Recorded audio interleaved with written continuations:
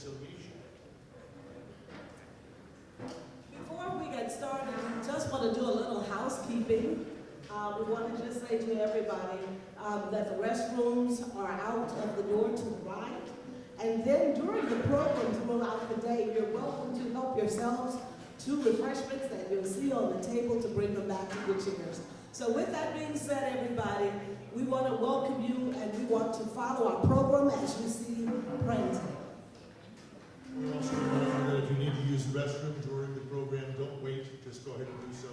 Do it quietly.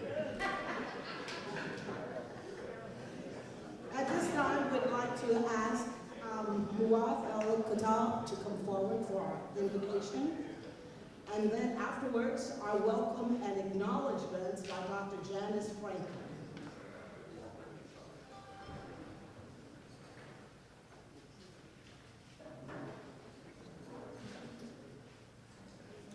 Also, well, we don't have, at this time, Muaf El-Khattab, but we'll have Rabbi Scott Luker, who is from Temple Bethel. Thank you.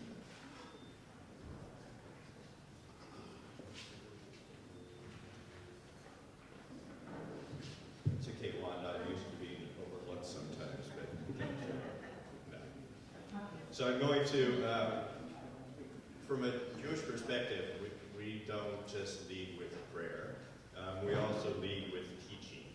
And today we will be here to learn and to teach. And it is my pleasure and my honor to be here, especially in front of such distinguished people. Mr. Gray, I am an honor that you are sitting in front of me. Modeh ani lefanecha, melech chai v'kayam, shechazarta bi nishmati b'chemla rabba emunatecha. I offer thanks to you, ever-living sovereign, that you have restored my soul to me in mercy. How great is your trust.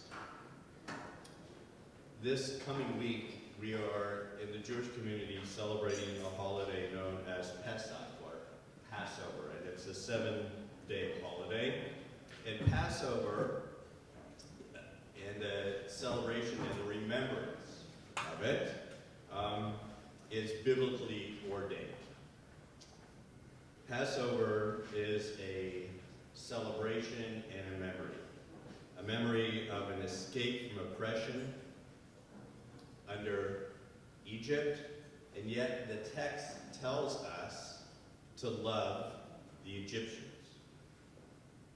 Seeing the humanity in all, especially those whom we label the other, is of value within Judaism. The story of Exodus from Egypt yields two stories of heroism and of faith, one individual and one communal. There's a story of a man named Nachshon ben Aminadab. And the rabbis, he just appears in the text. We don't really know who he is, but the later rabbis say, oh, he was the husband of Miriam. Miriam is the sister of Moses and Aaron. There we go. And what Nachshon does is an act of courage. So Nachshon and the people are standing at the Sea of Reeds, the Red Sea to many of us. And the waters have not parted. And the Egyptians are pursuing from behind. And the people are in a panic. And Nachshon takes a step into the water, up to his ankles, but the water doesn't part. He takes another step, and it's up to his shins, and the waters still don't part. Another step up to his knees, another step up to his hips, the waters still have not parted. Another step up to his belly button, another step up to his shoulders. He takes another step up to his shins, the water still has not parted. It's a choice. It's a choice to step into the waters that covers his mouth and nose. And he takes that step, and the waters part. Nachshon's act of courage is demonstration about putting one's life on the line, demonstrating that an act of one is an example for all others, as well as a challenge, a question posed to us. How much are we willing to stand up against injustice? Are we like Nachshon and those who, during the civil rights era, freedom riders and freedom walkers, willing to put our freedom or even our lives on the line? The communal aspect. The journey of the Israelites as they traversed the wilderness for 40 years speaks of the power and the danger inherent in community. We have strength in numbers. They, the ancient nascent Israelites, were emboldened, as are we when we walk with myriads of people. Those who came out of Egypt numbered 3 million. They succumbed to fear and privation, eliciting communal-induced panic, wanting to give up their long, thirsty, hungry, hot, and uncertain trek through the Promised Land, knowing that to return to Egypt meant re-enslavement, of which they had already suffered for 400 years. It takes great communal strength, leadership, and commitment at all levels to keep us moving forward and away from harm caused and suffered by human beings. Standing on the parted shores, we continue to stand at those parted shores as individuals join together in community. And we ask, what am I? What are you willing to do? What are we able to do? Standing on the parted shores of history, we still believe what we were taught before ever we stood at Sinai, that wherever we are, it is eternally Egypt, that there is a better place, a promised land, that the winding way to that promise passes through the wilderness. There is no way to get from here to there except by joining hands, marching together.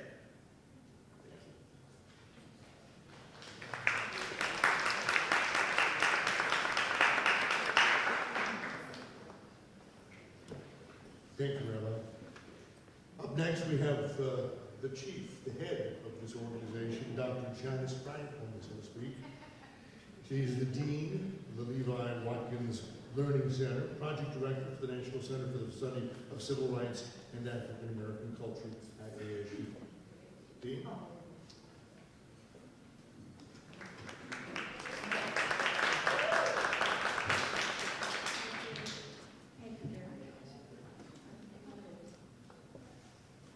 This is truly the day that the Lord has made, and we shall rejoice and be glad in it. I want to thank all of you in the audience today for being with us, and of course our special, very distinguished guests and honorees. Thank you. On behalf of our president, Dr. Quentin Ross, our provost, Dr. Carl Pettis, and on behalf of the National Center for the Study of Civil Rights and African American Culture, in partnership with the Robert and Jean Greatz Foundation, we would like to welcome you to our 14th Robert and Jean Greatz Symposium on Human Rights and Reconciliation. May I first take this opportunity to recognize the children of the renowned Robert and Jean Greatz in our audience today. Meta, David, and Carolyn, would you please stand and be recognized? Let's applaud them.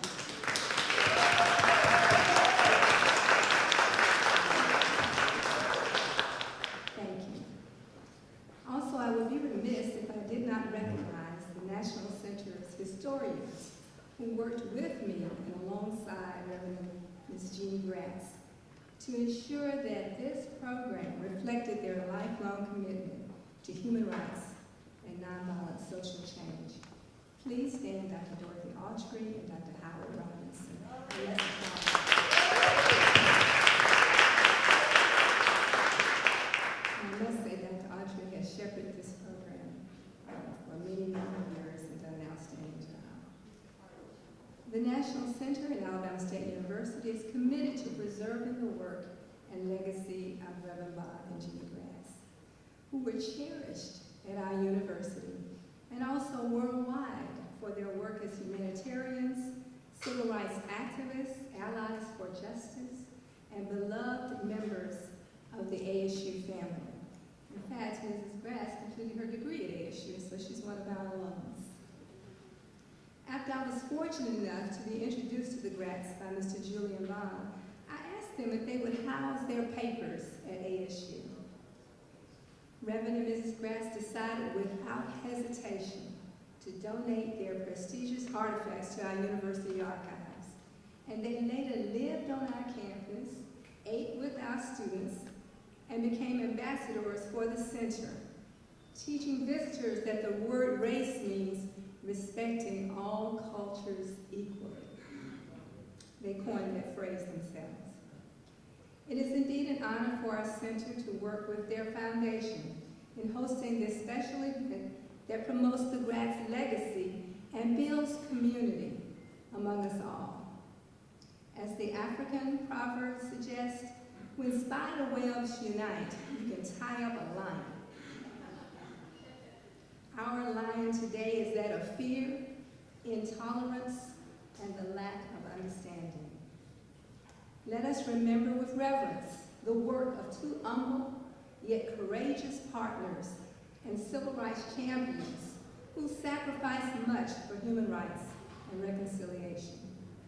As a people of faith, the Greatz demonstrated the principles of brotherhood and the dream of a beloved community as envisioned by their friend, Dr. Martin Luther King. As we begin our symposium, we would like to thank all of our presenters, panelists, and honorees, and all of you for your attendance today.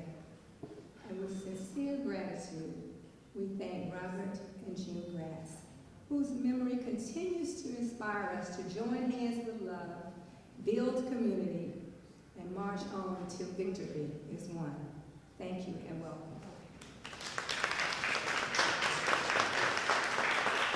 Thank you very much, Dr. Franklin.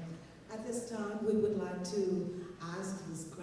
Meta Greatz to come to the podium at this time to bring our occasion, and which will be followed by Dr. Howard Robinson with Greatz Symposium Review. And then we'd like to ask our amazing students, the voices, to come from Booker T, who have come from Booker T. Washington Magnet High School, to then bless us with one of their selections. Meta Greatz.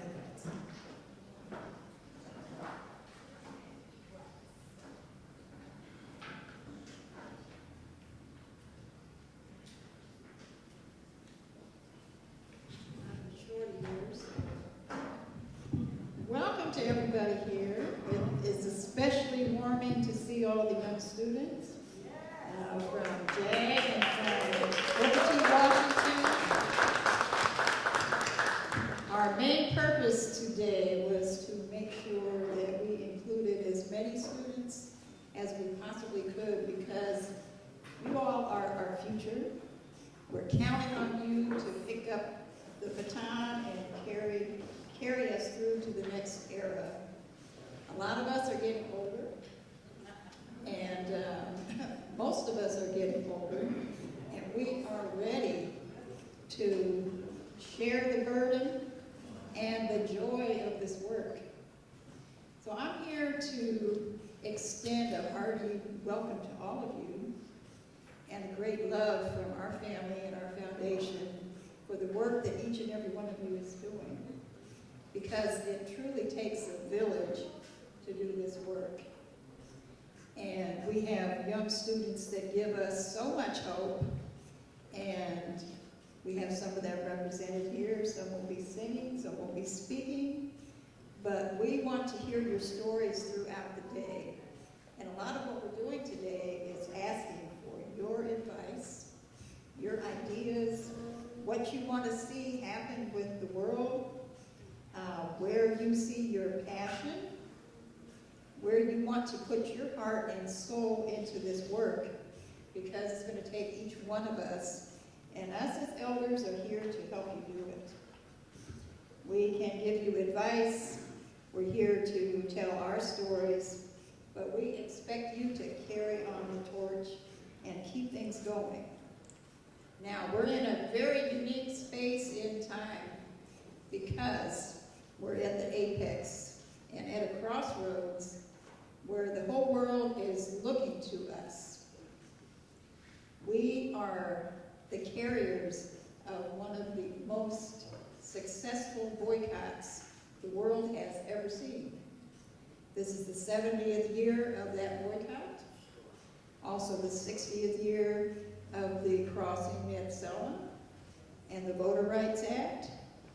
So it is time we took advantage of this buildup of energy to put that action back into place. We have all become a lot too complacent, and we see what that has created. We are at a place now where we are all needed to really stand up and do our very best, organize together, because it's not going to happen in little pockets. And that's what we've been seeing a lot of. We're all much too comfortable in the people we're comfortable with. And what our foundation is really about is encouraging people to have the uncomfortable conversations. Get to know people that you don't know anything about. Go out of your neighborhood. Go out of your little groups where you're comfortable and get to know others. Learn other cultures. Learn other religions. Be open to other people's views, even if you don't agree with them. Because we're all unique. We all come from many backgrounds. And it's beautiful to learn about each of us. And we all have a beautiful story. And in looking out at the people in this audience right now, many of you I know, a lot of you I would love to know, and hope to see you in action, but we each have a beautiful story to share. And today we are going to be honoring some of those folks. We have Claudette Coleman's little sister here with us today.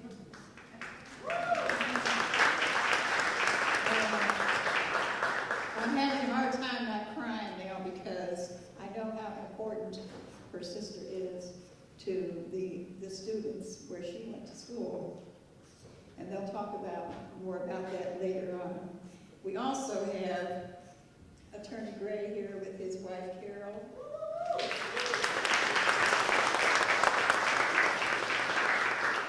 Our families go way back. Our dad actually was in one of his weddings. And he is still our family attorney, okay? So anyway, we have much appreciation. And I will tell you, when we were first deciding who was going to receive this award, there was no hesitation from anybody on our board. It was a unanimous vote because none of us could think of anyone more worthy of receiving this award. And then we have Jeremiah Trees here,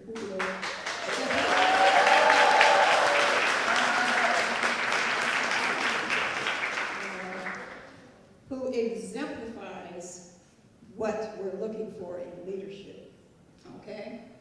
So this is our future.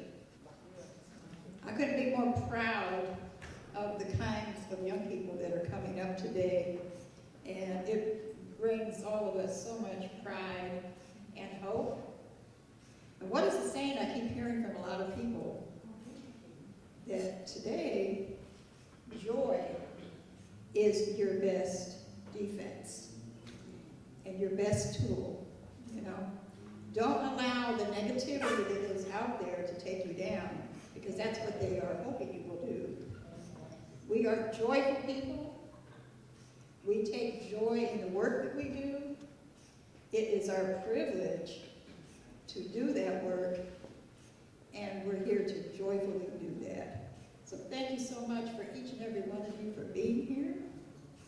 And we hope that you all get something out of the togetherness here and create an energy that's going to go out from here and produce greatness.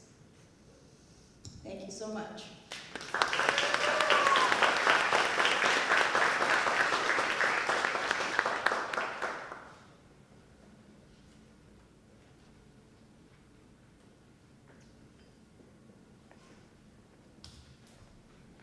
Good morning. Good morning.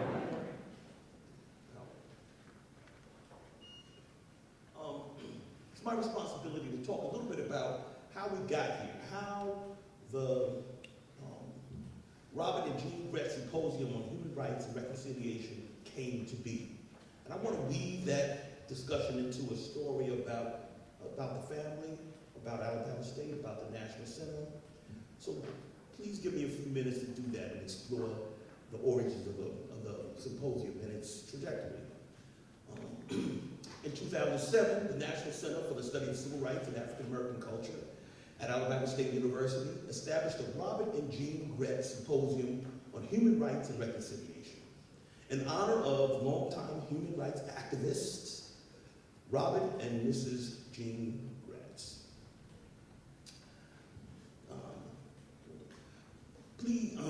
In 1996, Robert's son John, or one of Robert's sons, John, one of Reverend Gretz's sons, John, who teaches at Miami Valley High School in Miami, Ohio, worked with his parents, Bob and Jean, to organize an immersive educational experience for his students.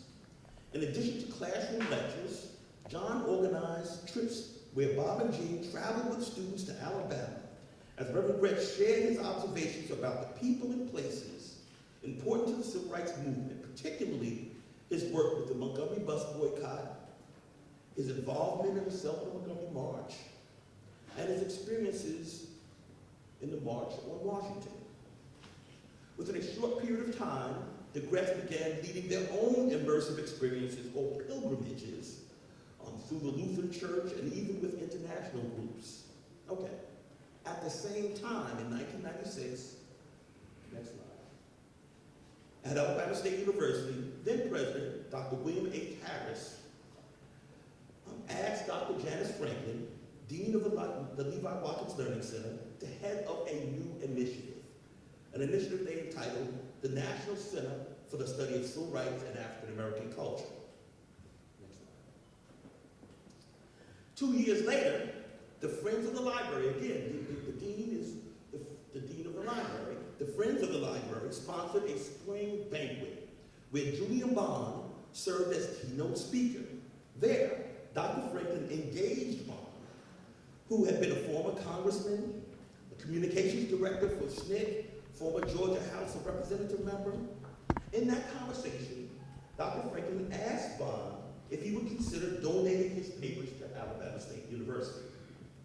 Bond, Morehouse graduate, had already committed his papers to Morehouse, but pointed Dr. Franklin to Reverend Greatz, who happened to be visiting Alabama State with students to hear Bond speak. Okay, next slide. Okay.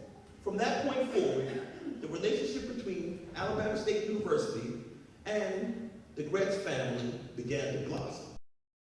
The center became a must-stop on Greatz immersive tours. Next slide. Okay, in 2005, Bob and Jean Greatz came to Montgomery to celebrate the 50th anniversary of the Montgomery bus boycott, where they made the decision to relocate from what they call the Promised Land in Vincent County, Ohio, where they had been living, back to Montgomery, where they lived, of course, during the Montgomery bus boycott. Next slide. Upon his return, Dr. Franklin asked Bob Greitz if he would consider working more closely with the National Center. That turned out to be a 2-for-1 deal.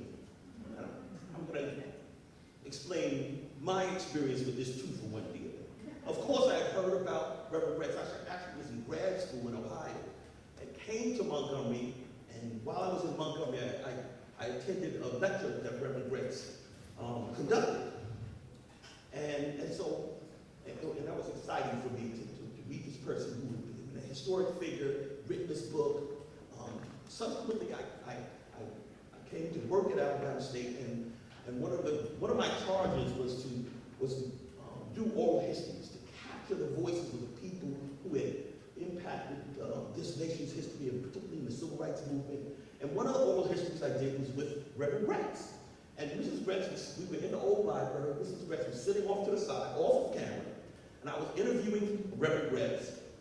And so as I started asking questions, there was this dialogue going on between Reverend Greatz, and Jean Greatz, his wife. And he was answering questions, and he said, well, when did that happen? And she would chime in, and I realized at that point that what they had done together. And it was futile for me to try to conduct this interview without both of them sitting together. So we have a series of oral histories where you see Reverend and Mrs. Greatz sitting together and being interviewed together. Okay, so they decide that they're going to accept this charge to work with the National Center. And they work as consultants for the National Center, conducting tours, talking to visitors to places throughout the nation, from all over the world, planning and participating in programs, working with the National Center's patrons. Bill Ford is the president of the patrons now, and fundraising for the National Center. So they became integral parts of the inner workings of the National Center. Next slide.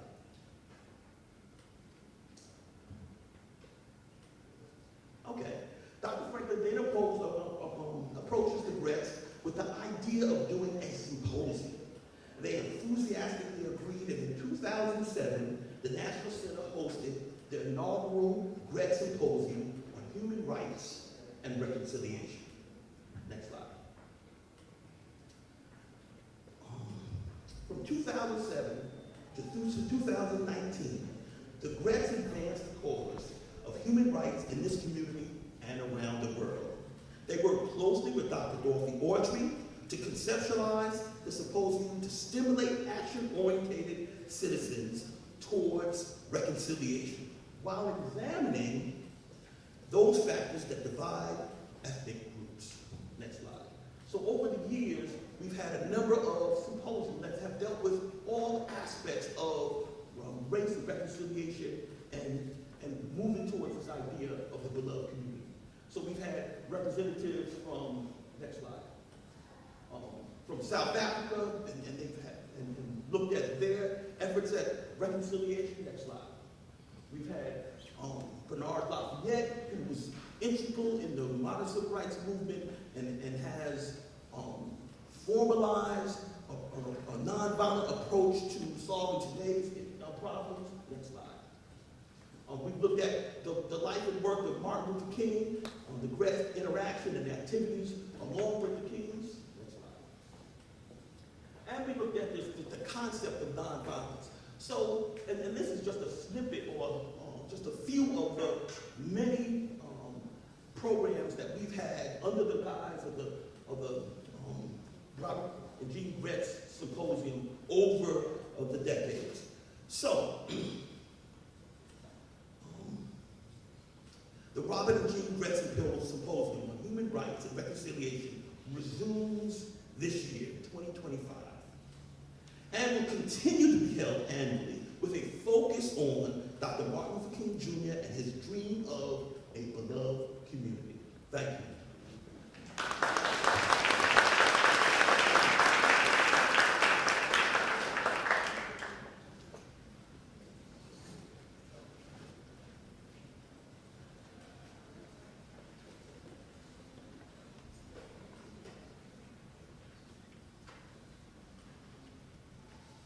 At this time, I'd like to ask the Booker T. Washington Magnet High School choir, if you will, come and grace us at this time.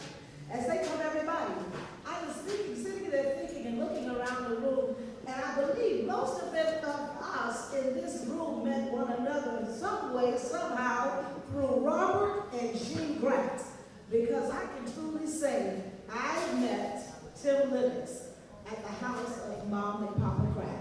And so today, as we are honoring them, you all, we are just so grateful to feel the love of their presence here And so thank you, Madam, thank you, Dr. Howard Robinson, for your remarks. And we welcome the choir.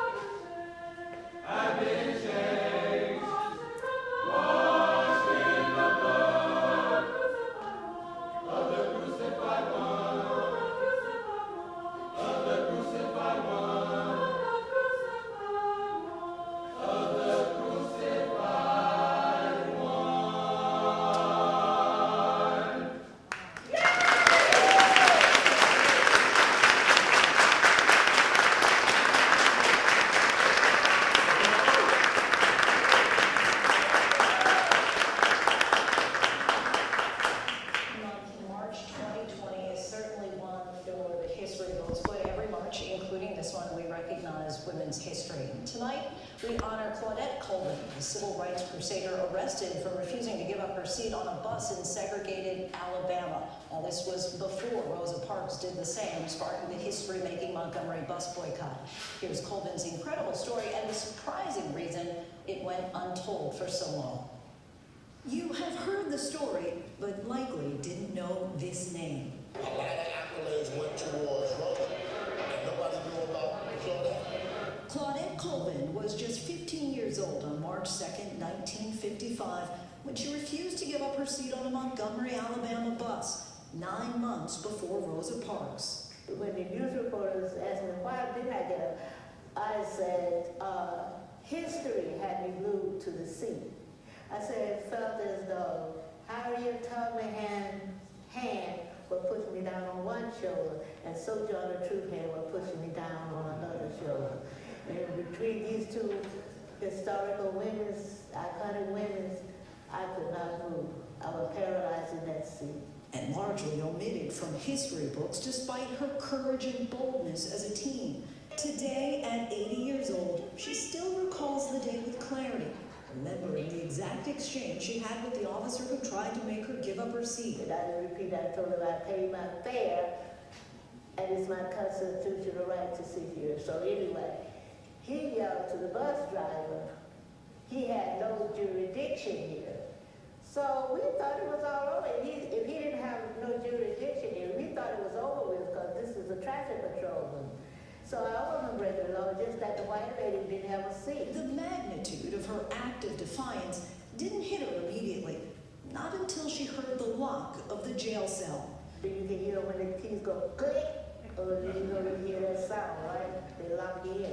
She says of sitting in that jail cell that those were the longest hours of her life, but those 3 hours would also change her life's trajectory. I thought they knew. I thought people knew that they were people before Rosa. Her arrest record is what proved it. Because without that arrest record, you would only know of Rosa, because that was staged behind Claudette. Going to the NAACP at 15 years old, and once she get up there, they said that a black girl, unwed, dark skin, could not be the face for Alabama boycott. So Rosa Parks stepped up. She was the NAACP, I think she was the secretary at the time. And she stepped up. She was light-skinned, she was married, she fit the bill, she was black. And she went on the bus, refused to get up. Before Claudette or Rosa, hundreds were arrested for doing the same. But it was Claudette who, along with 3 other women, became the first to challenge the law in the Alabama courts. The rest is history. But what happened earlier this month in New York City, This permanent recognition of this great civil rights activist. in celebration of Women's History Month, Claudette Colvin finally got her due. Getting her own way, at the corner of East Tremont Avenue and Unionport Road, you will now find Claudette Colvin Way, fitting for a woman who has paved the way for so many others.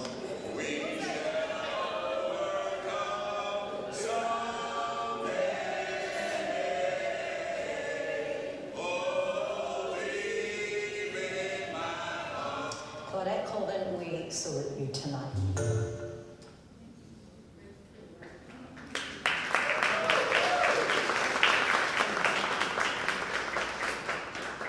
Wasn't that a lovely video, everybody? And I truly want to say that I guess I'm guilty of this, of grafting myself into certain families like the Gretz's. But I want to say that Claudette and Gloria, I kind of grafted myself and called them cousins, because on my father's side of the family they are. So with that having been said, I was telling Gloria I received a letter from Claudette on yesterday because we try to write each other and stay in touch. And I especially like to honor her and let her know we have not forgotten. And so seeing this video, her passion is still so much with us. And with that, Gloria, we'd like to ask you to come as a presenter of the award. Give her some love, everybody.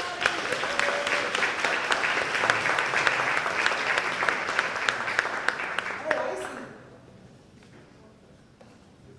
Oh, yes, the Greatz children will come up first.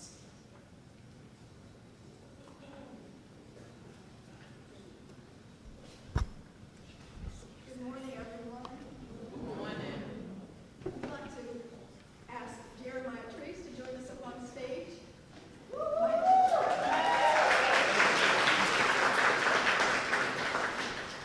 My name is Carolyn Greatz Glass. I'm the youngest of the Greatz children. And several months ago, we read about this amazing young man here, Jeremiah Treese. We read about him in the Southern Poverty Law Center's newsletter that they had put out. And we were looking for a young person to honor with the first Claudette Colvin Activism Award that we were given. And as soon as we read about this young man, it was just unanimous, like, oh my goodness, we have to find this young man. He's got to get this award. And little did we know that he actually attends the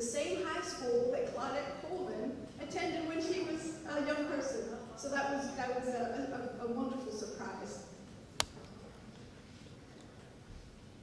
The Claudette Colvin Activism Award, this is the inaugural one, is going to be given each year to someone who is a young person, age 24 or younger, a resident of the Montgomery metropolitan area, and has a documented action that contributed to or created change in the community in alignment with the Greatz Foundation values and the attributes of the beloved community.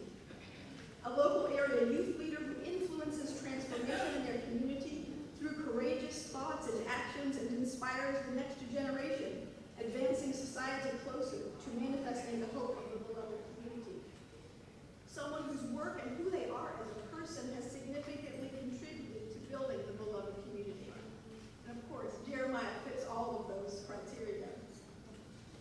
So Jeremiah, in honor of your courage as a young person to take a stand and be a catalyst for change that inspires future generations to advocate for human rights and reconciliation, we want to present this award to you. So this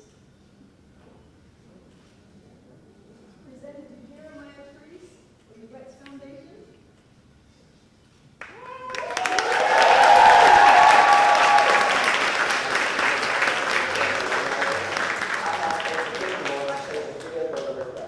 Along with that petition, I'm also working with city officials where I'll be proposing an actual ordinance to the city council to get that flag changed.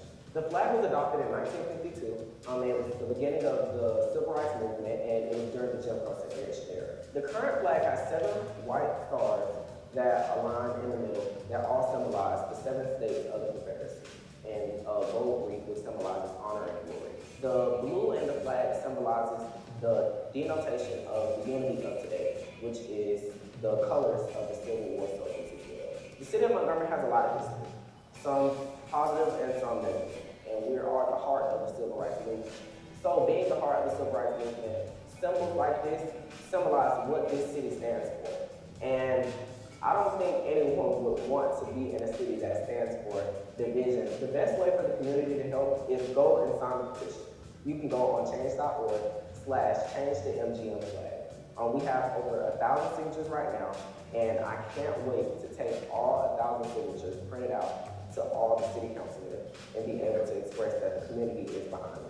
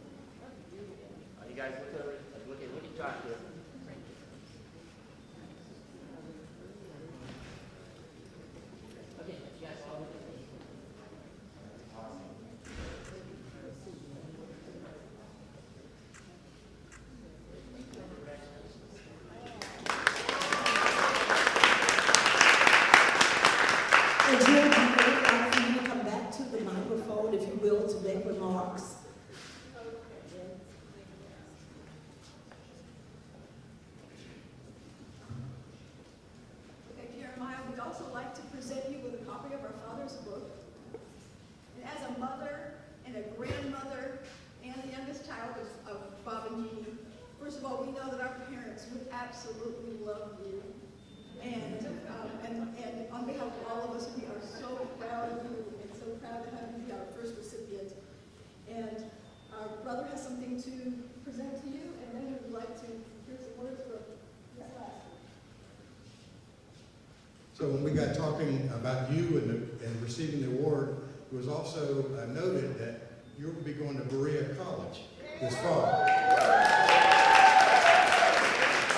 Berea College is in Kentucky, about 100 miles east of where I live in Louisville, Kentucky. So I said, I want to be part of this award presentation. And so here's a card for you, and inside there's a little something to help you to get started in your college career.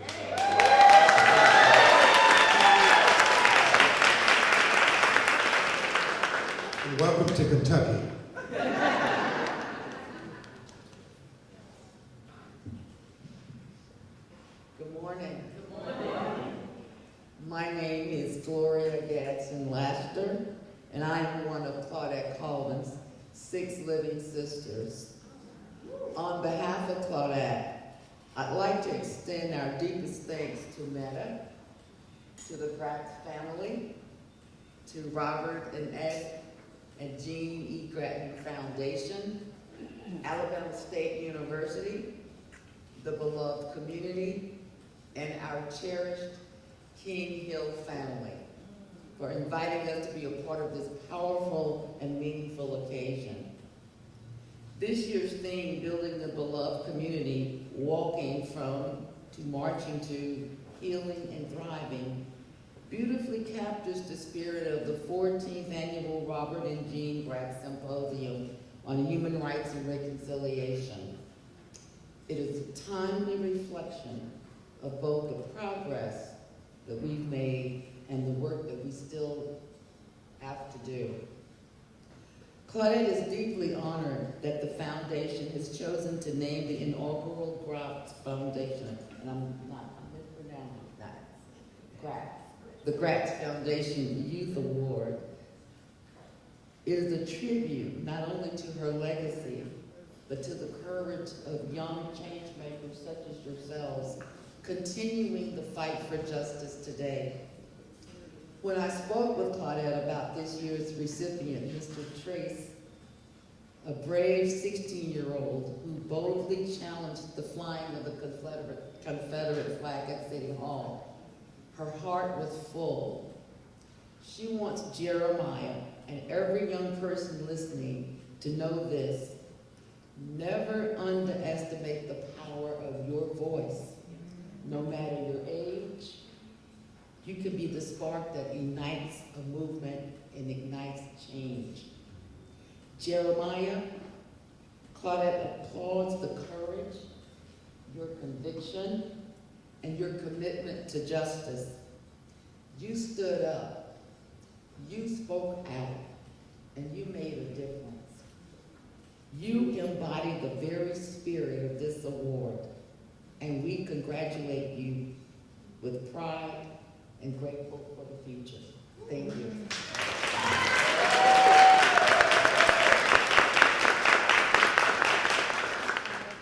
Well, good morning, everybody. Good morning. Y'all got me crying on. I want to say I'm so honored and grateful to be receiving the Claudette Colvin Award. This award is incredibly special and iconic to me because I went to Macmillan International Baccalaureate Academy for elementary school, right here in Montgomery, Alabama. It's actually connected to McKee Middle School. I was super involved in school, just like I am now. I did everything. I was in the choir, theater club, ambassador program, whatever I could do, I did. And in 5th grade, we took a field trip to the BTW showcase. At just 11 years old, watching those older students perform, I knew right then that Booker T. Washington Magnet High School was where I wanted to be. That same year, my cousin Jarvis Lights was shot and killed by a Georgia State trooper. His death left a deep impact on me. As I continued with theater and choir through middle school, I realized I wanted to switch it up. I wanted to pursue law at BTW, not just for myself, but to create change in the world and help families who've gone through tragedies like mine. In 9th grade, I found out through Facebook that Claudette Colvin's record was being expunged, just down the street from our former campus on Hampton Road. My mom agreed to take me to the event, and that's where I had my first encounter with Mayor Stephen Reed, Ms. Colvin herself, Attorney Fred Gray, and now State Representative Philip Anson, and a whole community of activists and everyday people who showed up to support her. Claudette Colvin was just 15 years old when she refused to give up her bus seat 9 months before Rosa Parks. She was also a student at Booker T. Washington Magnet High School, the same school I'm proud to say I'll be graduating from on May 22nd, 2025.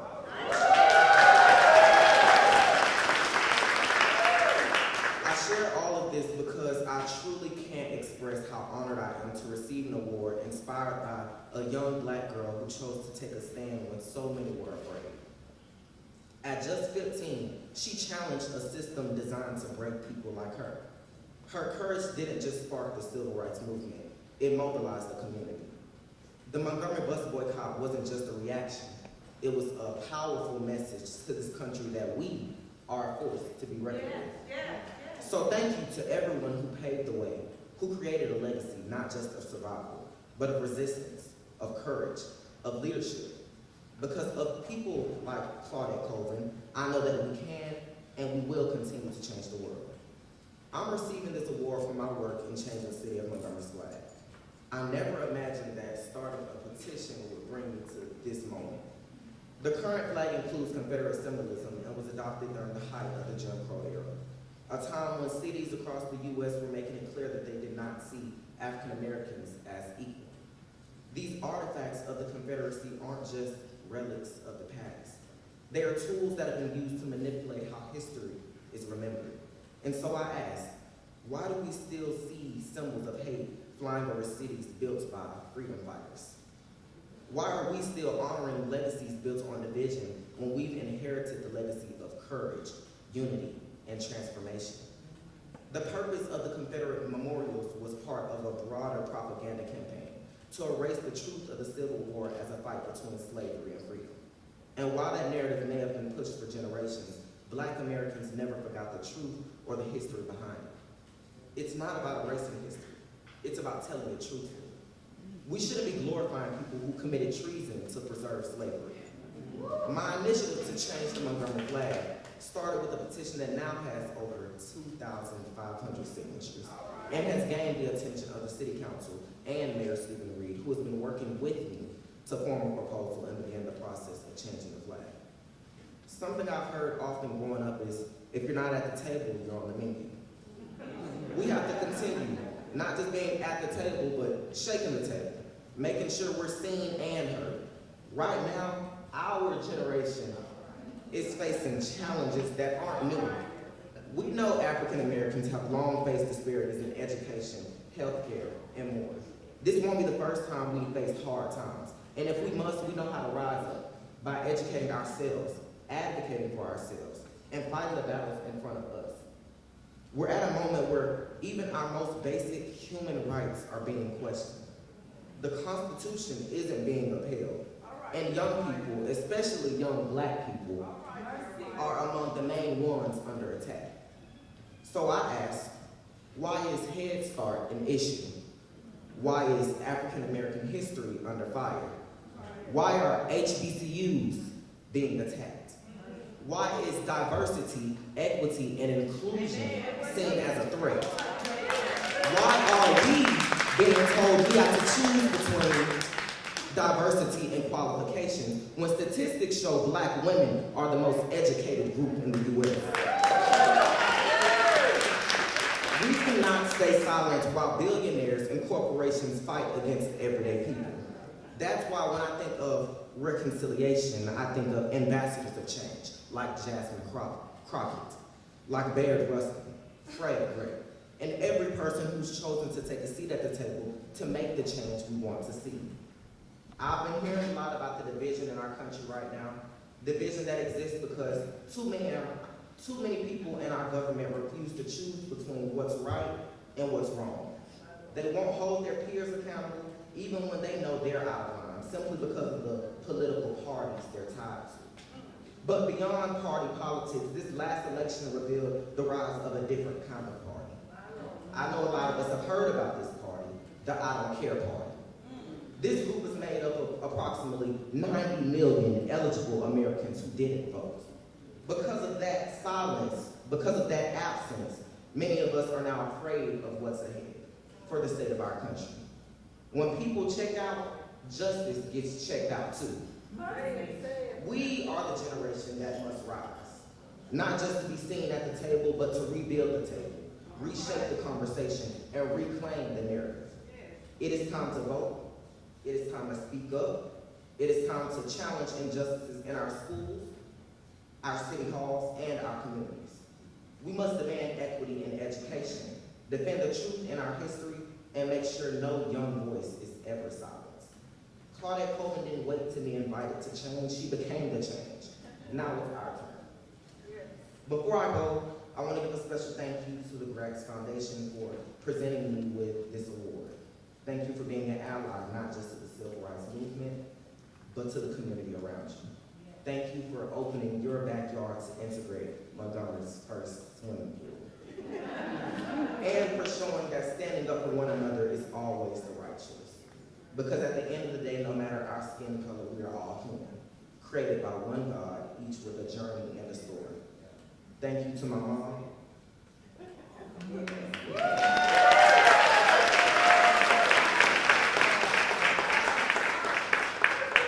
To my mom, who has always encouraged me through every challenge, and who instilled in me a deep and unwavering faith. You know our story. You know our story, and without you, I wouldn't be here. Thank you to my grandmothers for being a support system.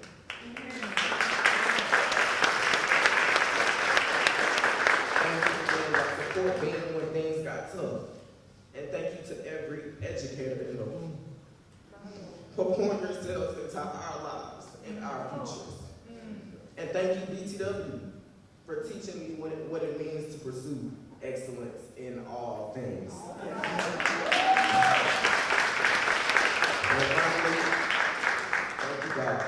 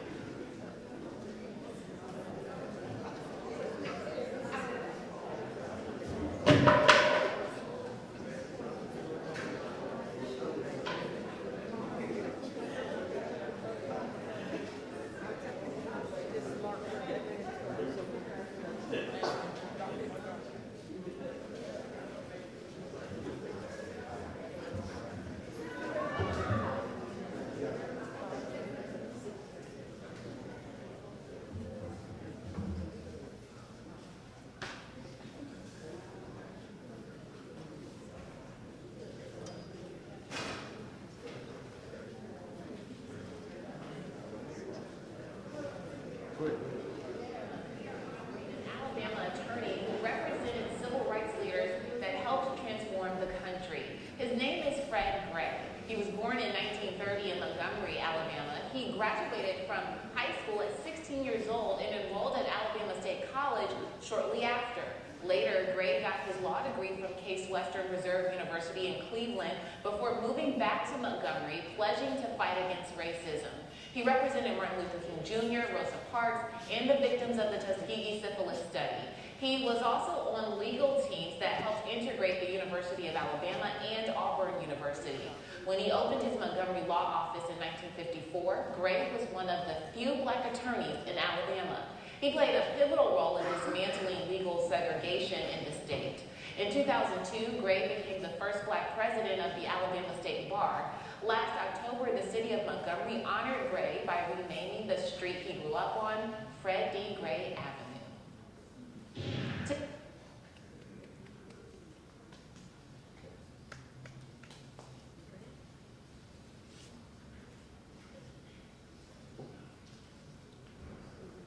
I want to call out a few people who have already been in the room and recognized otherwise. Obviously, Fred Gray would be the first one to come up here, sir. Also, Meta Ellis, representing the foundation, and Janice Franklin.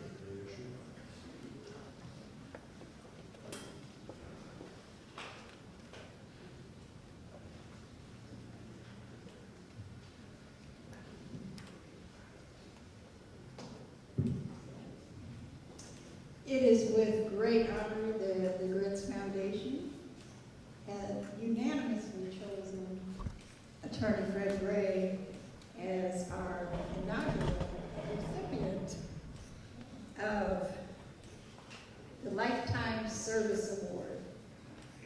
We could not think of anyone more deserving of this award. When you think about the history of civil rights in this country, he is absolutely one of the first people you will think of. The list of accomplishments of this young man would take me at least 2 hours. I've got 3 pages of just the highlights, okay? And they continue to come in by the day. And I believe you just received a very prestigious award, didn't you? Yes, what was that, Mr. Gray? You received the award from the president, wasn't it? Okay, what award was that, sir? That was the Medal of Freedom. And he now has his portrait in Washington, D.C. in the museum there. Okay? So anyway, like I say, you can read in our program all his accolades. But we are here to honor him, not only as his service to the country, but as a personal friend to our family, and in great appreciation for all that you have done, that you continue to do. I mean, you all know he's still working, don't you? Yes. You know, it's hard to get a hold of him because he's either at speaking engagements. He just did a symposium at Faulkner, you know, where he was the keynote speaker, of course, along with EJI's great attorney. So, you know, he never stops working. How old is he now? 93? 94. Oh, 94 years old.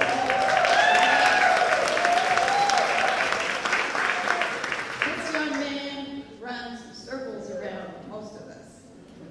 And he continues to inspire each and every one of us. And at this time, we would like to honor you with a special award. And on behalf of the Bobby G. Greatz Foundation and the National Center, we would like to present this to you, Attorney Gray.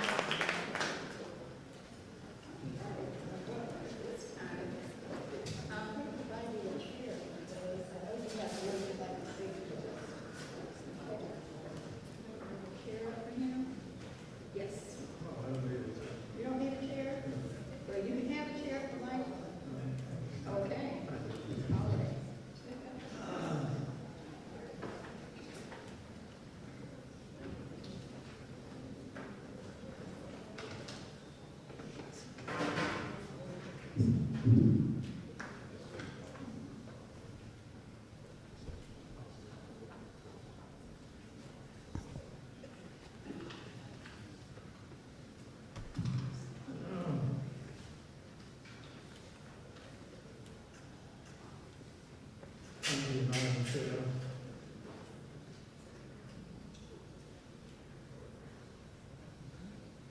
I want to thank to the Robert and Jean Greatz Foundation and the Greatz family for selecting me as the inaugural recipient of the Grant Lifetime Service Award. I want to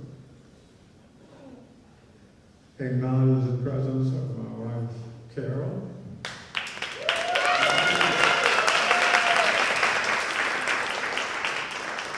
We are second spouse of this family.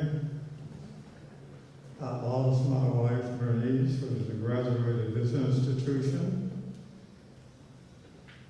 unexpectedly. After 40 years, over 40 years, she lost her husband in Cleveland after they had been married for over 30 years. Our mutual friends introduced us, and she said she wanted to take care of me.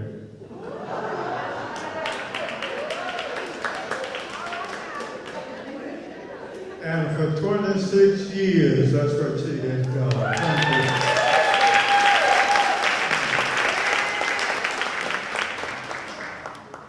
I think we have a couple of other family members here that I'd like to acknowledge.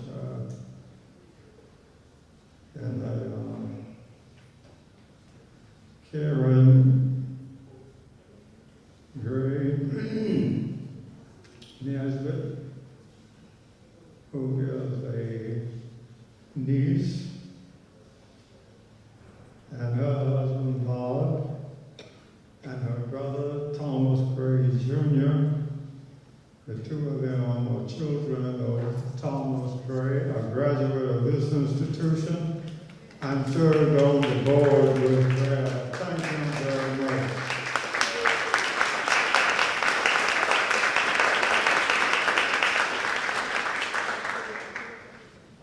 Now, do I have any family members that I've missed? Oh, yeah.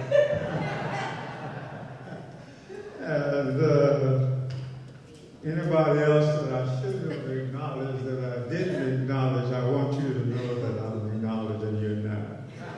Thank you very much. And before I get into what I want to say, let's give Jeremy a hand. He is here.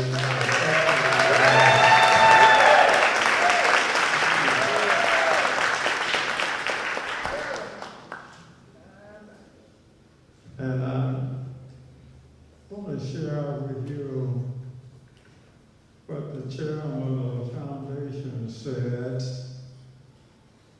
in the letter she wrote me, informing me that the foundation had agreed to give me this award. Because I think it sets the stage for what you're doing here today. And this is what she stated. You have been selected as the inaugural recipient of the Bob and Jeannie Greatz Lifetime Service Award for your outstanding achievements as a civil rights attorney, activist, and legislator. Your work during the Montgomery bus boycott, your work with Dr. Martin Luther King Jr., E.D. Nixon and others, as well as your counsel and defense of Claudette Colvin and Rosa Parks, led to the legal foundation for the civil rights movement and paved the way to the desegregation of public schools, colleges, and universities in Alabama and elsewhere. We are honored to recognize your work and dedication to the advancement of equality for human rights. Thank you very much for this award. Let me say one other thing before I proceed. I also want to thank this university, for it was on the campus of this university that I was inspired to do whatever I have done during these last 70 years. I'm thankful for persons like Mrs. Thelma Glass and Mr. J.E. Pierce, who particularly encouraged me to become a lawyer. And let's give this university a hand.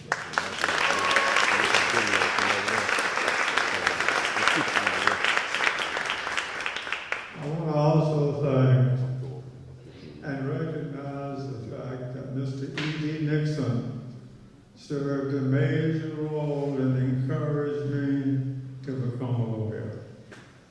Now, I had the privilege of working with Bob Greatz in connection with his participation in the Montgomery bus boycott. We didn't call it a boycott, we called it a protest. From December the 5th, 1955, for 383 days when it ended. He was the only white person who was a member of the board of directors of the Montgomery Improvement Association, and we called it the MIA. He played a major role in helping to make the bus board test a success, which laid the foundation for the beginning of what developed into the civil rights movement. And the faculty and the students of this university assisted greatly in all of that. As I stated, and I think this is important because I think these two things connect, and it sets the stage for where we are now, the problems we have, and the road ahead for the struggle continues. As I stated on March the 15th, 2025, in my final exaltation at the Fred Gray Institute for Human and Civil Rights, which was established by the Tuskegee Human and Civil Rights Multicultural Center, also known as the Tuskegee History Center, located in Tuskegee. Some of you may have been to that center. Those of you who have attended any sessions there, just raise your hands. Thank you very much. And we said to those of you who have not attended it, to attend it and visit it and see what we're doing, because what you're doing here is similar to what we have been doing and what we have been doing for 26 years. Now, at the inaugural symposium, are there any person here attended that symposium during the last couple of weeks? Well, don't see any hands, but let me tell you this, then I have to tell you what happened. At the inaugural symposium, and we concluded this, in view of the problems that we are now facing, I announced that we needed to begin a second civil rights movement. Now, the one we started beginning on December 1st, 1955, we didn't know it was going to develop into a civil rights movement. But you know what? It did. And as a matter, almost every civil rights campaign or indication that occurred since 1955, you can go back and trace the inspiration, and they were encouraged to do so because of what we did in Montgomery, Alabama with the Montgomery bus boycott, and Bob and Lenny Greatz was a part of it.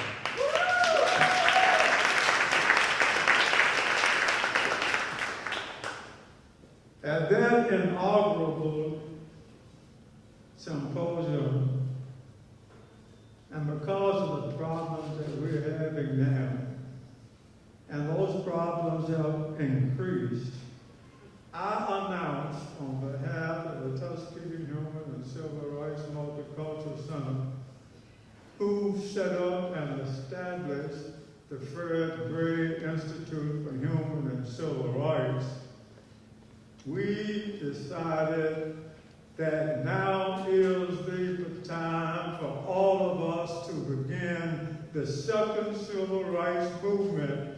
The first one started here, and why shouldn't the second one start here so that we can go ahead and complete the job that we started over over 70 years ago.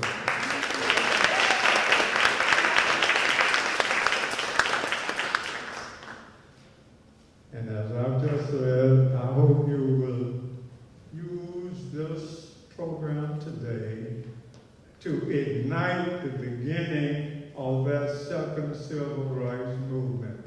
If you think well of that, just stand up so you'll know it. Thank you very much.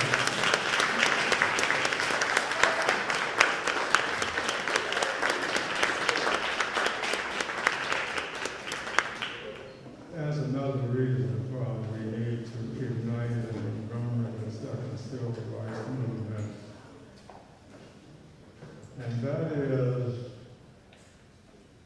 because it started here, it has developed here. It started, a great deal of it was the faculty of a member of this university. Mrs. Joanne Robinson is the spark and the person who wanted to get the community involved, and she did an excellent job, and let's remember her also, because if it had not been for Joanne, we may not have started, and we certainly would not have started a bus boycott at the time it did.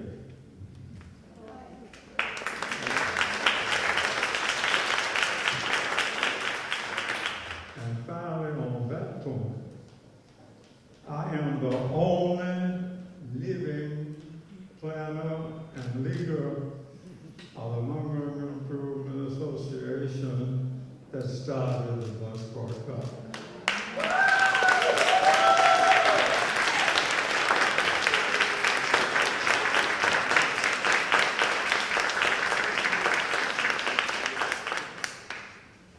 I hereby humbly accept this award on behalf of Robert and Jean Greatz for what they did in helping initiate the first civil rights movement. I also thank their children and the Greatz family for keeping in focus what they and others have done. I believe that Robert Greatz and Jean Greatz would be well pleased with what you are doing here today.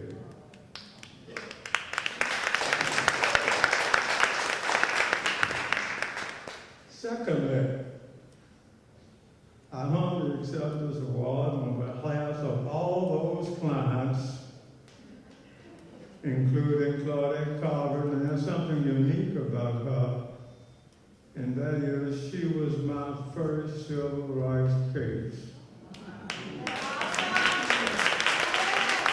There may have been many after her, but none before. I thank her also because it was the beginning of my 70 years of civil rights practice, and it was the beginning of Dr. King being introduced to the nation and to the world. So I am happy to have handled these cases and her case for the last 70 years. I particularly accept the tribute of this honor on behalf of all those unknown clients who was motivated to do what they did. I accepted on behalf of the 623 men in the infamous Tuskegee Syphilis study. The federal government took advantage of these men and failed to treat them for syphilis even though it was available. I acknowledge it on behalf of the persons unknown who marched from Selma to Montgomery with Congressmen who later became Congressman Lewis to bring about the Voting Rights Act. And I am delighted to say that when those persons were beaten back on Bloody Sunday. You know what they did? They called for it worth. And you know what I did? I went to Selma on that night. They retained me. The next day before the close of the day at 5 o'clock, I had filed a case of Hosea Williams and Amelia Barter and Lewis against the state of Alabama. I did it within 24 hours. The court set a hearing down for it. 2 days later, as a result of that, we had the march from Selma to Montgomery, and we also played a role in establishing the Civil Rights Act of 1965.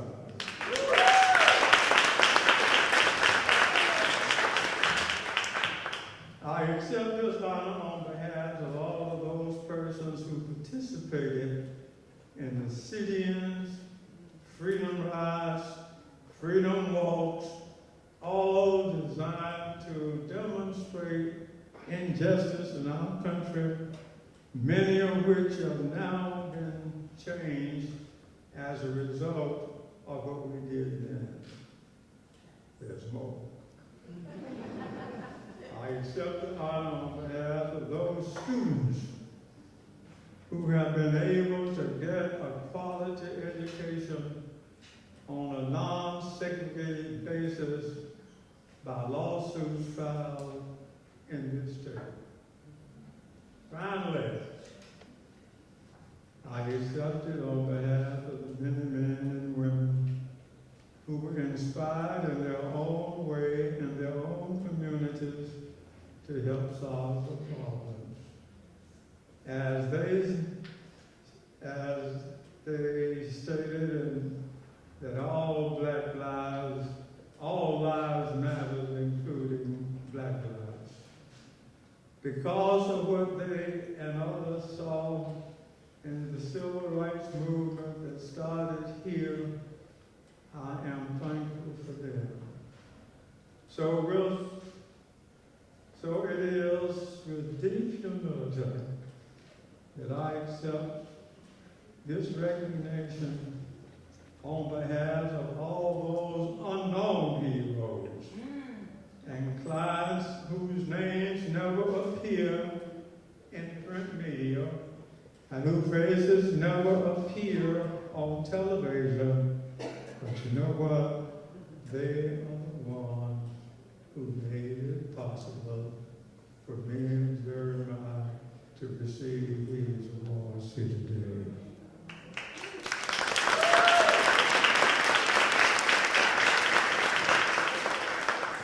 Let me close this little talk. And in your chairman's, I noticed on the program, they gave me the right not only to receive it, but to make reflections. And that's what I have done. Let me close it with the message I usually use as most groups like this. And this is what it is. The work done by Congressman Lewis and others in the civil rights movement is not complete. The struggle for equal justice and the end of inequality has not ended. My last conversation with Congressman Lewis, which was arranged by his chief of staff on July the 8th, 2020, just a few days before his death, I asked him, Congressman, what do you want me to do? You know what he told me?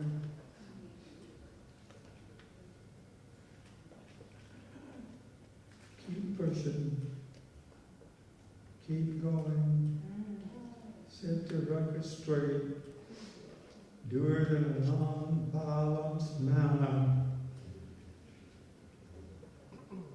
And if we do that, just as he told me personally to keep pushing and keep going and keep the record straight. So I say to you and to all persons interested in human and civil rights, keep pushing, keep going, keep the record straight, do it in a non-violent manner, and continue to do it until justice rolls down like water and righteousness like a mighty stream. Thank you very much.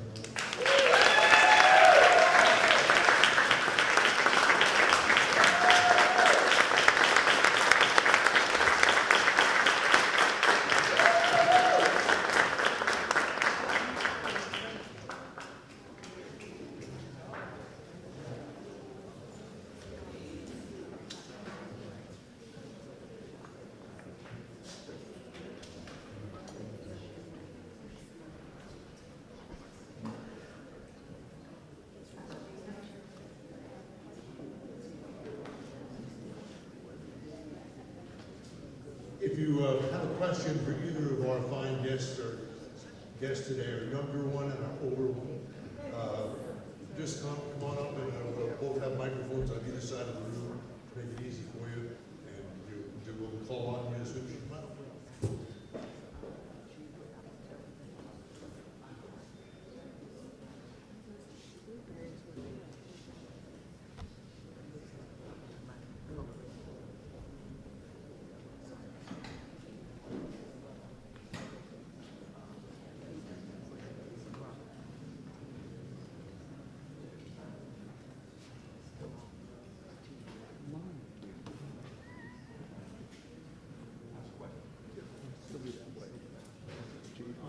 I have a question.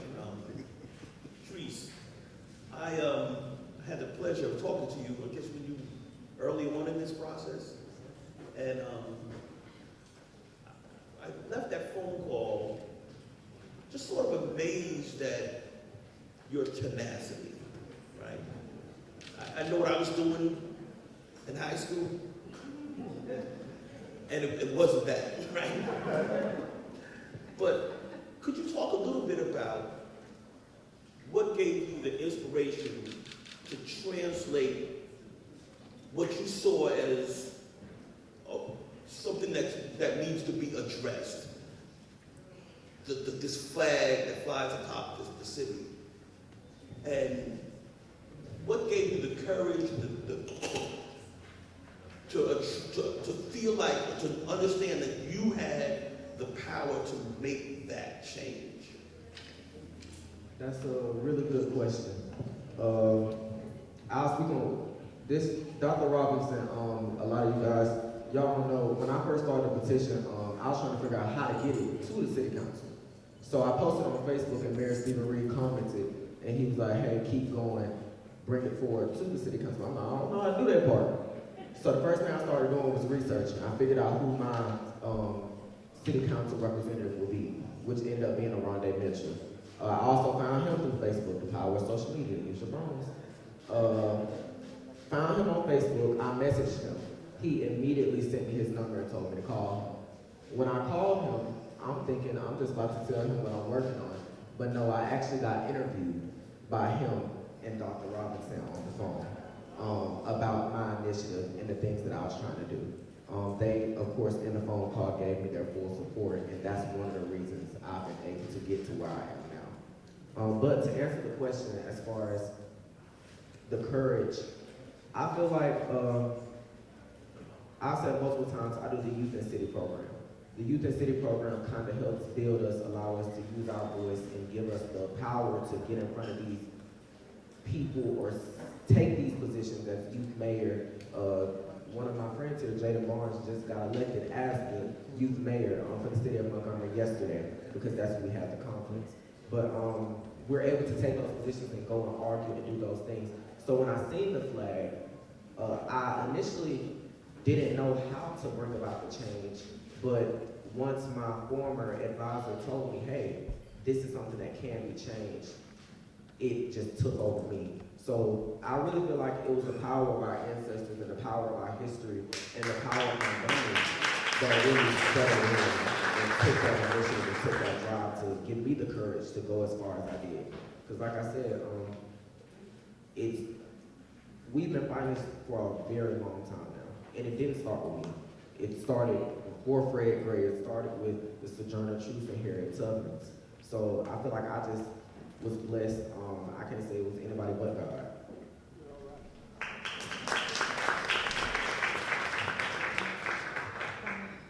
I appreciate those remarks, and I think it points up the fact, and let me see, I want to say that if I have been able, I think the board of the Senate was correct in establishing the Fred Gray Institute for Human and Civil Rights. Because if it could do anything more than or less than encourage young people like Jeremiah to let them know that they, even though they may be blind, they have a life that they can live, and who knows what may be able to do in the future. When I was on the campus of this school, this institution, and encouraged to become a lawyer, I didn't have any idea of ever receiving any kind of award. I had only one concern. I found out by riding buses from the west side of Montgomery to the east side at this university and down to the Advertiser in order to work, and then back over here with my newspaper writing. I found that we had problems on the buses, and I wanted to solve those problems. If we can inspire people across the nation now to look at the silver problems we have and do what you can in order to sell them, because the struggle for equal justice continues. Yes.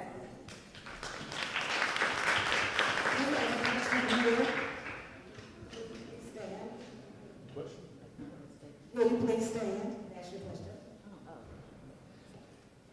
It's not a question, just a statement. And those people that have been around me know that what I'm going to say about the youth, that I absolutely love Gen Zs. You're a Gen Z, they're Gen Zs. I've spoken to a lot of students from different colleges, and they're the ones that have the passion that we had, because we were the ones that were involved with the civil rights movement in the 60s, the late 50s and the 60s, the boycott, the freedom rides, the Selma to Montgomery March. And I feel your passion. I feel it. Don't ever lose it. Don't ever lose it, because you all are the ones that are going to carry that torch forward. Yes, ma'am. Thank you so much.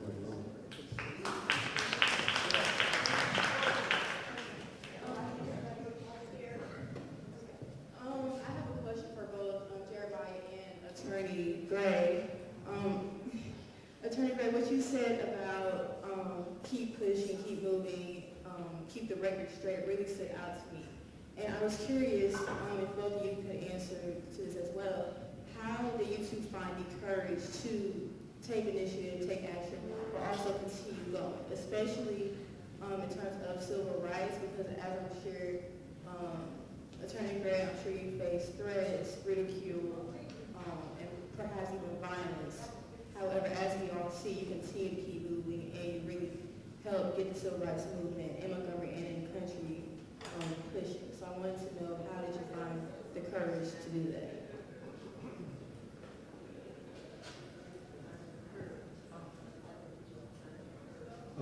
For me, I'm encouraged. I never thought about courage. I was so concerned about the problems that we had, and to try to help Mr. Nixon and others in this community to solve those problems. And then when I started, from one case, it developed to the next case, and from that one, the next one developed. So I didn't even have time to think about anything other than trying. I said I wanted to do the job, and you know what? I had enough sense to recognize when Dr. King was appointed the spokesman for the group, at the same meeting that I was appointed as lawyer for the group, I knew the state of Alabama would have the best lawyers that money could buy. And I had enough sense to know I needed some help. And what did I do? I got on the phone and called Thurgood Marshall. I just studied about Brown versus the Board of Education. And he invited me to come to New York. I went to New York. He introduced me to Robert Powder, who was his chief assistant. And as a result of that, they agreed not only to help me in connection with the bus boycott, but any other civil rights case I had. And that relationship has existed from the NAACP to the Legal Defense Fund. And a couple of years ago, the Legal Defense Fund gave me their highest award. So that's what I've tried to do, and that's why we need to continue. We need help, and that's why we are asking you to join with us and others in letting people know that we now need to have and need to be a part of a second civil rights movement to take us on and try to solve these problems that we have.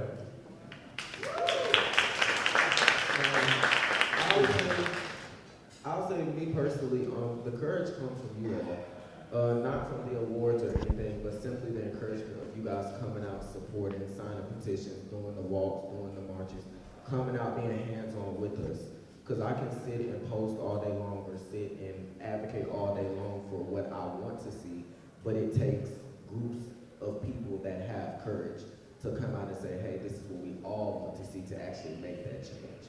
And knowing that there's only two people that can stop me, which is me and God himself, I know it's not much that, I don't really have to worry about too much.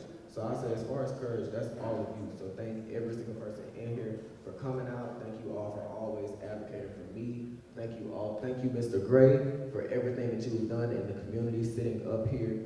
This month has been, well, the last couple of weeks have been incredible. I've been able to sit with Fred Gray, and just a few weeks ago, I was sitting with Dr. Martin Luther King III. So being around those rooms and being in places like that, that's where that courage, that's where that momentum, that's where the drive comes from for me. Good question over on this side. Mr. Gray, young Jeremiah spoke movingly about his mother's influence on him. Your mother did something really remarkable in that she raised by herself you and your siblings, all of whom got educated and made progress, did important things. How did she do it? What was the influence of your mother on you?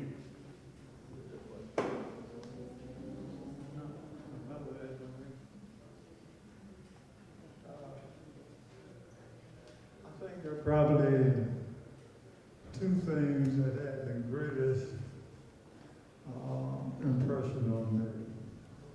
The first one is, I think, what my mother told us, and I am the youngest of 5 children. My father died when I was 2 years old. I don't even remember him. So she had the responsibility of rearing 5 children and only had a 5th or 6th grade education and made a living by basically working for white people and cleaning their houses and cooking for them. But she told the 5 of us, you can be anything you want to be if you do 3 things. 1, keep Christ first in your life. 2, stay in school and get a good education. And 3, stay out of trouble. Don't get involved in this civil rights, don't get involved with this criminal justice system because it doesn't always result in what it should result. I've tried to instill that into my 4 children. Two of them practice law with me, Fred Gray Jr. and Stanley Gray. One of them serves as a paralegal for one of the other lawyers in our office. And then the fourth one served as the managing director of the Tuskegee Human and Civil Rights Multicultural Center, and has served in that capacity since it was started 26 years ago. And whatever it is now, it would never have started but for the fact that she gave up her job and decided to do it. And then the second thing that helped me, and that is my religious background that I received at the Hope Street Church of Christ. And that church is still there on the corner of Columbia and Hope Street. In the other end of the block where Hope Street Baptist Church is located, where we had the first civil rights movement.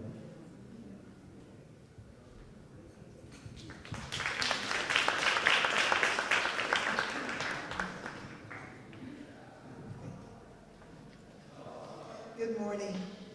I'm honored to be here to meet you, Jeremiah. My husband is, you don't know my husband, but his name is Bradley Bennett. He's the editorial director of the SPLC. So he has told me so much about you, so I'm honored to meet you in person. And of course, Attorney Fred Gray, as a former member of Dexter Avenue Baptist Church, you're our hero. So thank you. My question relates, Attorney Gray, to your work with education. So you mentioned that as one of your accomplishments. I used to be a teacher for gifted students in Montgomery Public Schools, and but we're coming here from Miami. So in Miami, only a few people, mostly white, got to be tested for giftedness. And I had a big fight, actually, all the way to the U.S. Department of Education about that. And I was pleasantly surprised, shocked indeed, to find out that here in Alabama, all second graders are given an opportunity to be tested for giftedness. I understand that you had a role in making that happen. Can you tell us about that, please?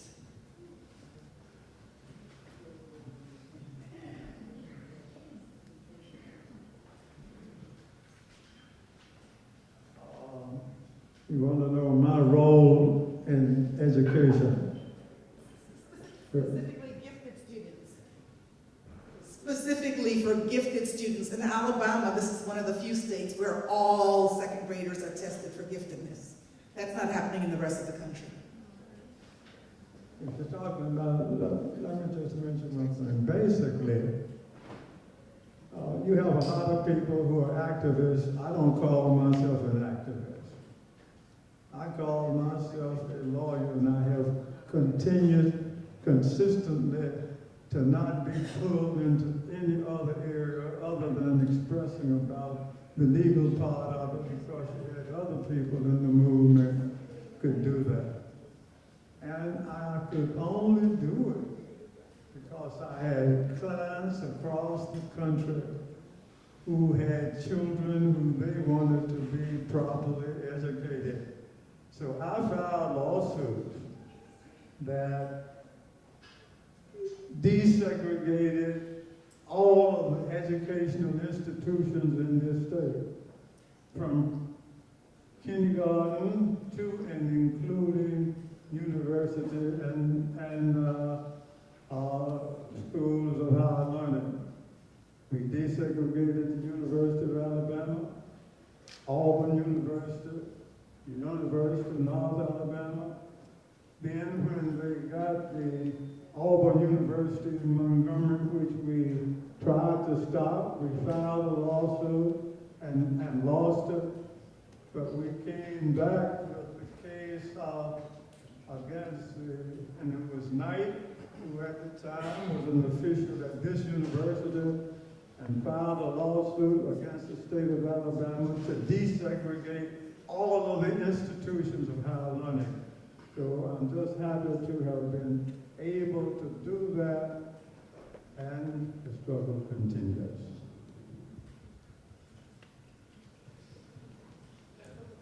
Question? At this time, everybody, I just want to say we'll take one more question from the floor, and then we'll take a little break.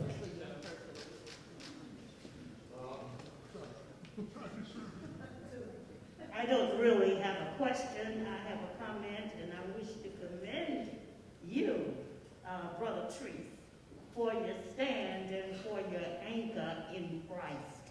And I believe that our senior statesman here, Attorney Gray, would say that the success of the civil rights movement grew out of the church. It was like revival. And now we want to everybody have their own God. And we had better unite and find out who he is, because there's only one. And he is the author and the finisher of our faith. So continue to let God lead you. I know Elder Gray will. Thank you. Thank you. Well, we're going to squeeze in one more here because you've been waiting.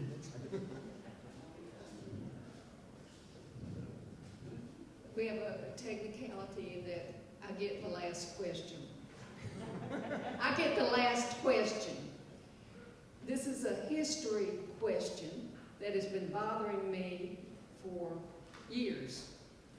In 1977, Bill Baxley, who was the Attorney General of Alabama at that time and was trying the Birmingham church bombing case, and he had an eyewitness that lived in Detroit that he found.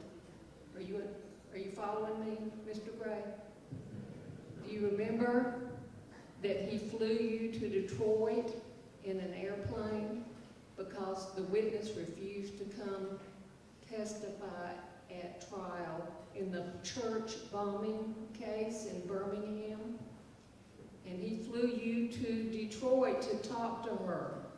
And after she refused him several times, when she saw your face, she lifted up Jet magazine to compare and make sure that was really you. And something you said turned her around, and she testified. I would love to know what you told her that made her come to Birmingham. That's a real test for your memories.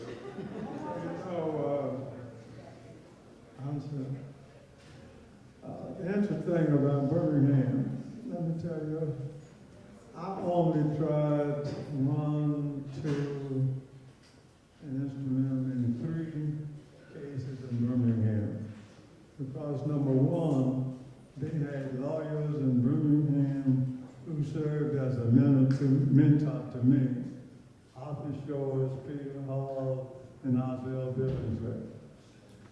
And when they had the bombing and killed the girls at the 16th Street Church, and when Mr. Baxley went up, had gotten, wanted to convict the person, and that person, I think his name was Chambers, and there was a witness, a black witness, who then lived in, where was it, Detroit or someplace, away from here, and who had seen these Chambers and others in the area of the church at the time.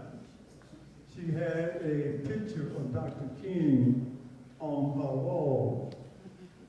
And she says, I'm not going to go back to Alabama. I'm just afraid. And he said to herself, and you know, Fred Gray was the lawyer for the people down there and still is. If he come up and talk with you, see what he thinks about it, will you be willing to let him come? She said yes, invited us to go up. The Attorney General got me to go on a state plane, probably the only time I rode on a state plane.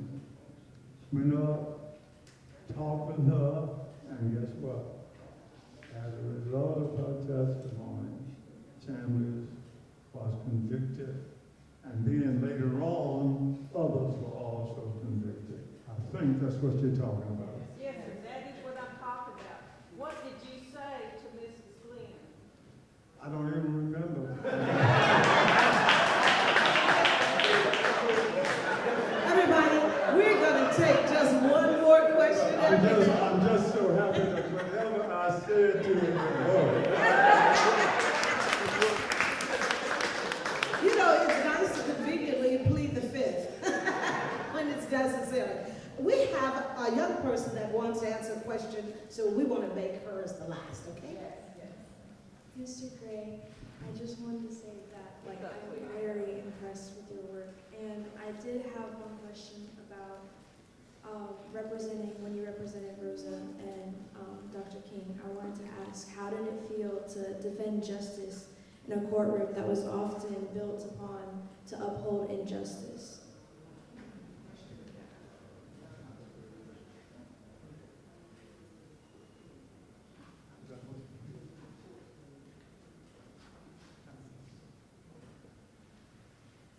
Is the question how I feel about it, or is the question deals with the fact that we don't have a court like we used to have at one time? We had a relatively friendly court on the United States Supreme Court who believed in interpreting the Constitution the way it was written and to solve current problems. We don't have that now. We have a court now who ended up declaring unconstitutional a part of the Voting Rights Act that was decided in '65 dealing with the Shelby County case. We have a Supreme Court now that has reversed any number of other instances that help to make African American and women equal. Because at one time, women couldn't vote either. They had to change the law so that could happen. So all of these things, and it points up the need for us to have a second civil rights movement. Because we've got to try, we can't give up. You may not like who may be in any position, whether it's an elected position or whether it's an appointed position. Those persons need to be held accountable, and somebody needs to do it, and if we don't, who will?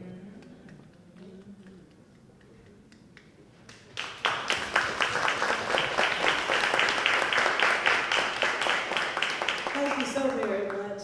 We want to give another hand to our panelists, to Attorney Fred Gray, and to, I don't know who he's going to turn out, but we're going to say Mr. President, Mr. Mayor, Jeremiah Trees. We want to thank both of you all for your responses to these important questions. Thank you, everybody.